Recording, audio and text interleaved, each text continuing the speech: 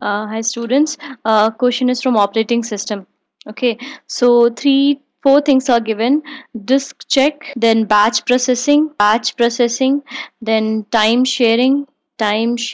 Okay, in the A part it has given. Okay, means one side, and then it is given stack operation. Okay, and the other side the scheduling algorithm is given. Algorithms are given. Okay, at the other side scheduling algorithm, round robin scan algorithm, then LIFO and FIFO. Okay, so time sharing means time quantum is required only for round robin, right? So A will be 2.